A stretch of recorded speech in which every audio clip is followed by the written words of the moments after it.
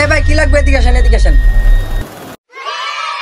ওই কি রে, মধু মধু মধু রসমালাই। কি লাগবে ভাই? কি নিবেন? ভাই পাঞ্জাবি বিক্রি করেন? দেখেন না এটা কিসের দোকান?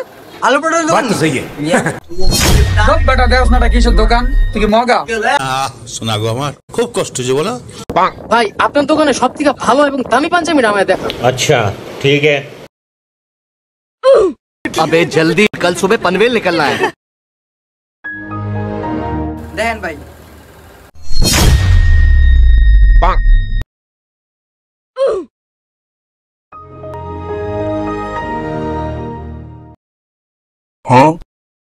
ভাই আপনারা সেই লাগতেছে, পুরো সেই পুরো 100 সত্যি ভাই সেই লাগতেছে?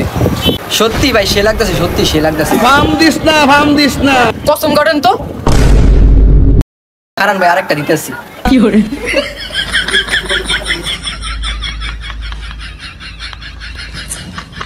ভাই এটা আপনার পুরো সত্যি সে লাগবে।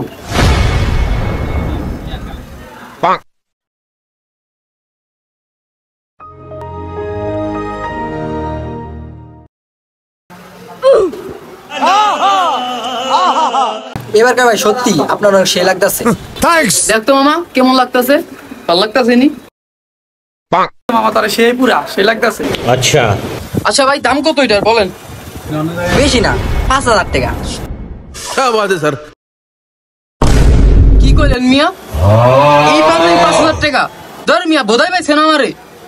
না স্যার, আমাদের শপে সবচেয়ে ভালো দামি পাঞ্জাবি এটা। না ভাই আমরা তো এত দামি পাঞ্জাবি কিনা আমাদের সামর্থ্য নাই ভাই। বুঝলাম ইমোশনাল মানাই নিলেন ভাই। আচ্ছা আপনি কত দিবেন? 200 দেই ভাই। কি 200? ভাই না মস্কারি করতে সারে পাঞ্জাবি খন বেটা আনাইছে মস্কারি করতে খন বেটা পাঞ্জাবি गजब बेइज्जती है। মস্কারি করতে হোস আর কোনোদিন দোকান আবি না।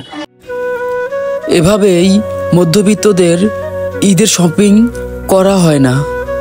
তাদেরকে তাড়িয়ে দিবেন না, তারাও মানুষ। আর হ্যাঁ, আপনারা ঘাসফুরিংয়ে আসবেন, আর ঘাসফুরিংয়ে এসে আপনার পছন্দের পাঞ্জাবিটি কিনে নেবেন।